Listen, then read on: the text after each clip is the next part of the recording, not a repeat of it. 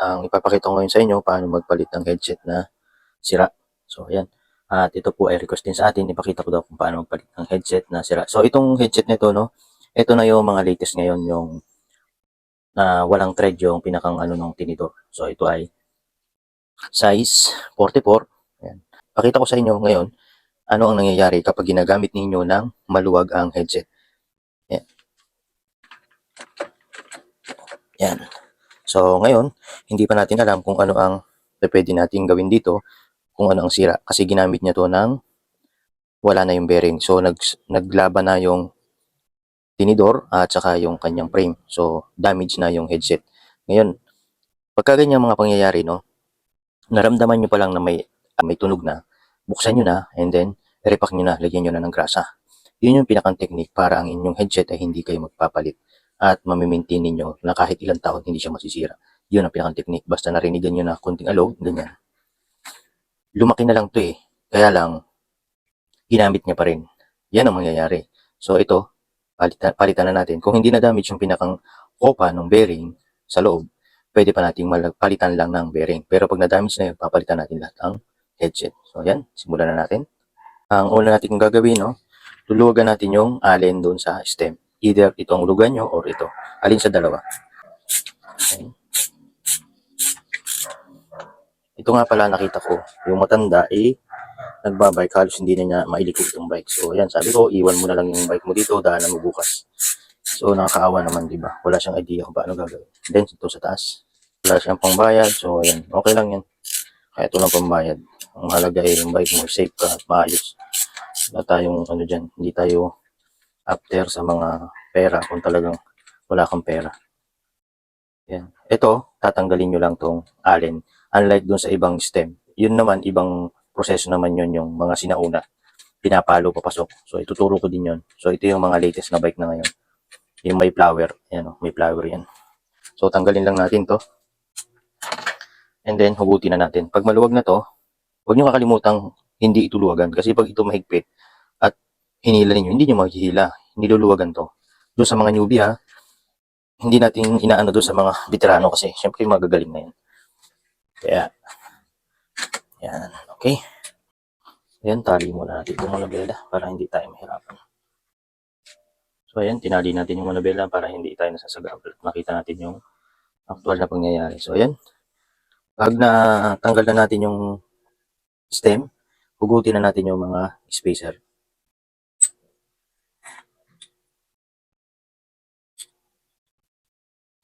Ang spacer kasi na to, yung tinatanggal ko, depende yan sa may-ari ng bike. Kung kailangan lagyan ng spacer pataas, pwede. Mayroong ayaw ng mahaba yung leeg kasi para daw tikling or pato. So yung iba sinasagad, kaya lang magpuputol kayo dito para mawala yung spacer. So bali ito lang yung malalagay and then maliit na spacer, 0.5 lang ang kapal. Tapos putulan mo na to. So yun yun. Yung ako, yung tipo ko, ako yung ayaw nung may leeg. Gusto ko yung sagad dito. Yan. Yan. Ito yung headset na nasira. Yan o. So, yan. Wala na siyang bearing. Yan o. As in, ubos. So, yan. Tanggal nyo na yan, no? Hugutin nyo na itong tinidor.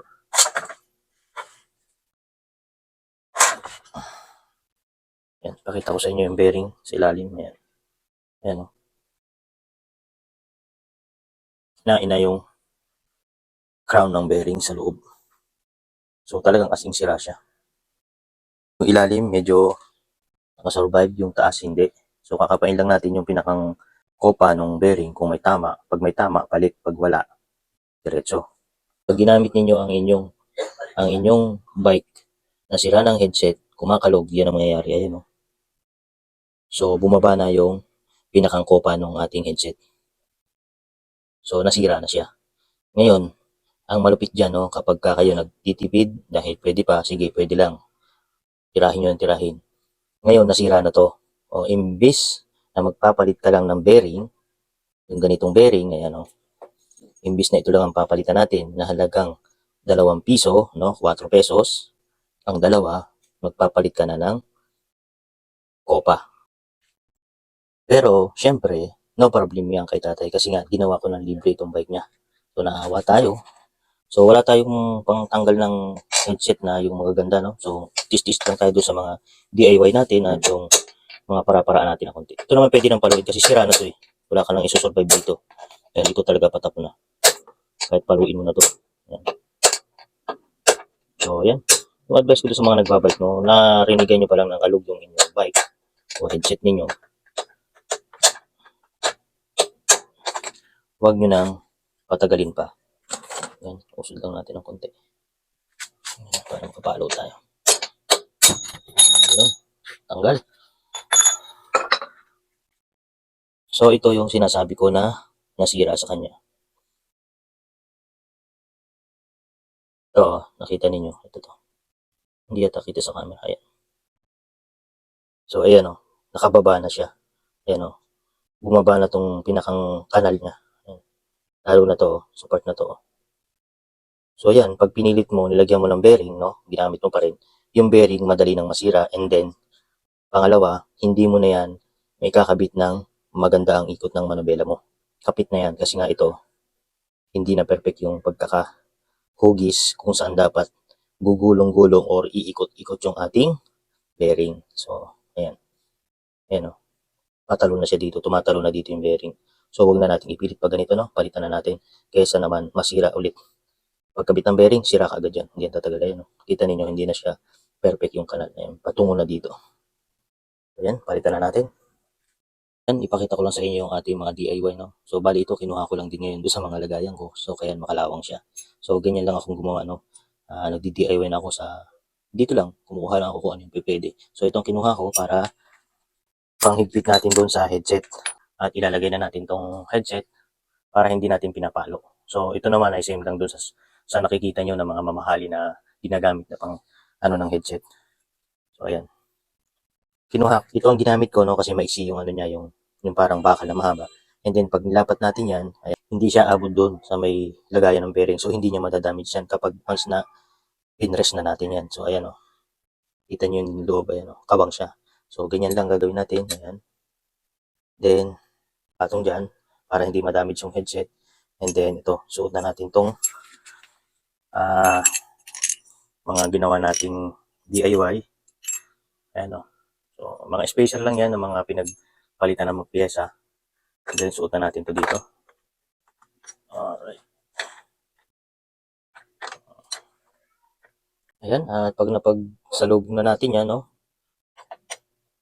ikutin lang natin dito ng pahigpit. Ayan. Hanggang sa lumapat yung ating headset. Ayan. Lalapat yan kasi pantayan eh. Ito yung nire-request ko doon sa, ano, di ba, uso yun. Yeah, nire-request ka. So, kaya lang hindi tayo pinalad. Kasi kailangan yata sa mga ganyan, yung sikat ka. Magre-request ka. Ito yung pwedeng spacer yan. Di ba? Oh. Yan, lapit natin. Diba? Oh. Hindi na tayo nagpukpuk. So, hindi kawawa yung headset. Pero, ito lang ang ginamit natin, no? Yan. Salamat dito sa ating DIY na natin ang headset. So, ayan. Kung mayroon kayong mga tornilyo and then yung mga luma natin ng mga chainring, pwede yan. Pagpapatong-patungin nyo lang, then tornilyo dito. Ayan. Tapos, pipihitin nyo ng pa-compress. Ayan. Pag pinihit ninyo yan, patulak ng patulak, makukompress yung kopa ng headset. Papasok siya doon sa tube ng frame. So, yun lang. So, ayan. Another DIY, no? So, sana ma-approve tayo dun sa magandang gamit dun sa ano. Kaya lang, mahirap eh. Hindi naman tayo sikat. So, ayan. Kabit na natin yung bearing. So, yung sinasabi ko na pag ginamit ninyo ang inyong bike na sira na ang bearing at umaalog, ayan ang mangyayari, oh. Pakita ko sa inyo. Ayan, oh. Bakal na kasi or haloy sa haloy na naglalaban. Ang headset kasi matalim yan. Pag wala ng bearing yan, dito kakaskas yung inyong ano ng tinidor. Ayan, oh. So, ayan, gagayatin niya yan. Ayan, kanal na siya. So, pag tumagal pa yan, putol na yan. Ang mangyayari niyan, magpapalitan kayo ng tinidor. So, iwasan nyo talaga yan. Natin ang grasa. So, ayan lang. So, ang nangyari dito, no? Nagpalit na tayo ng headset. Sira na ang headset. Yung kopa, sira na, no? Pinalitan natin kasi meron naman tayo dito mga spare. Pero ito no, pag pinagawa nyo to sa labas, mahina na ang 300 yan. Di ba nakita nyo yung sira pag ginamit niyo ang headset niyo na walang bearing, sira ang kopa, and then sunod na niyang sisirain yung ating tinidor. So, mas malaking sira. So, papalit tayo ng bearing ngayon. Ayan. So, ito.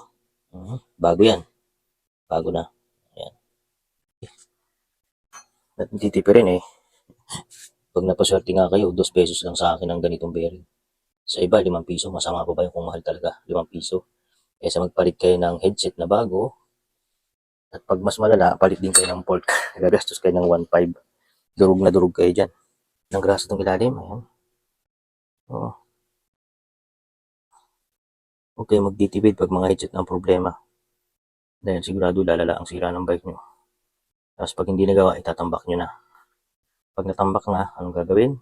Aantayin ng mabulok. Pili ka ulit ng bago. So, sayang. Diba? Hindi dapat umabot sa ganun kung marunong tayong mag-maintenance sa ating mga bike. Ito pa yung tama niya, no? Sa tinidor. Pakita ko sa inyo. Ayan, no? Ito yung sa baba, di ba? Ayan, no?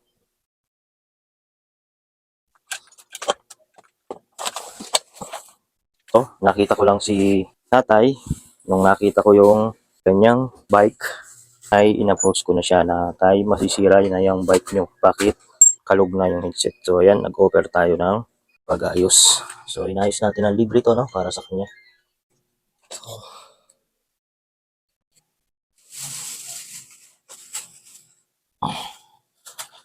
Okay.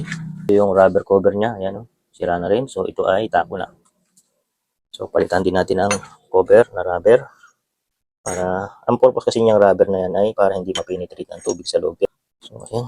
Then, balik na natin yung, basta ilagay nyo lang yung mga headset, spacer, and then ibalik nyo na. Kasi hindi nyo naman maayos ng hindi nakasalpak lahat. So, ayan. Sa pagkakabit ng headset, no, once na nailagay na natin lahat, spacer at saka yung stem, kailangan yung ating ano ng tinidor, yung bakal, ayun, may allowance siya na kaganito kalayo kasi siya yung maghahatak pataas ng ating bearing. So, para hindi siya kumalog. Ganyan yan. Ilagay na natin to. Tornilyo natin. So, ito ang una nating hihigpitan bago yung ating stem. Ayan. Ganyan ang pagkakabit ng headset, no? Para hihigpitan muna natin dito. Ayan, layo natin. Ayan, higpitan natin dito. Ang purpose kasi nito, kaya hinigpitan natin sa taas para mahatak yung headset dito. Maipit siya. Ayan. Tingnan natin kung kumakalog pa. Alug-alugin mo yan na ganun. Ayan. Anong kalog yan, no? Sunod mo na higpitan dito. Pero siguraduhin mong yung manobela is naka-align na doon sa gulong. Ayan. Natin. Ayan. Ngayon, pag naigpitan na natin ng konti, no? Hindi sagad. Ayan. Pwestohan natin sa unahan. Ayan. Pwesto kayo dito sa unahan. Ayan. Tapos, ikot-ikutin nyo. Ayan, mahirap lang ang pwesto ko dito. Pasensya na. Ayan. Sakayan nyo. And then, ikot-ikutin nyo. Ayan. Kung mayroon pa siyang alog or ano, krinon yung gano'n. Ayan. Yung narinig yung tunog, ayan. Yung shock na yun. So, ayan. Bago natin ito higpitan, kailangan diretso yung itong manubela, naka-diretso siyempre yung gulong. Siyempre, pag hinigpitan nyo na hindi nyo sinipat yan, mangyayari niyan ay ginamit nyo yan, tabing yung manubela. So, hindi siya maganda. So, ngayon, so, higpitan na natin dito, no? Itong dalawang ano na to, dalawang alin na to, ito yung naghihigpit ng stem. Ito, nasa taas. Ang trabaho nito, siya yung naghihigpit ng headset natin para hindi siya umalog or ma-eksakto yung layo niya sa bawat isa, no? So, yan ang purpose niyan. So, sa pagkakabit nito, no, una, ito ang sineset up. Ito ang isi-set up mo na una. Hihilahin mo yung headset papunta rito para humigpit siya at yung gumanda yung pagkaka-intact siya kanya. Huwag masyadong mahigpit kasi may ipit yung bearing. Yung eksakto lang na gagalaw yung leeg ng inyong bike. Ngayon, pag na-eksakto nyo na at naikabit nyo na, higpitan nyo na to. Yun yung pang-final. So, ayan, nasa final na tayo, no? Sa mga newbie, no, pakinggan nyo to para sa inyo to. Oh, ang ganda na niya. Kanina, alog yan. So, yung tunog na yon, no? Sa tinidor na yon. So, ayan. Matutuwa si tatay nito. So, okay na yung headset, no? Napakaganda na. So, ayan. Okay na. So, ayan. Sana nakatulong ako sa inyo ulit, no? Thank you.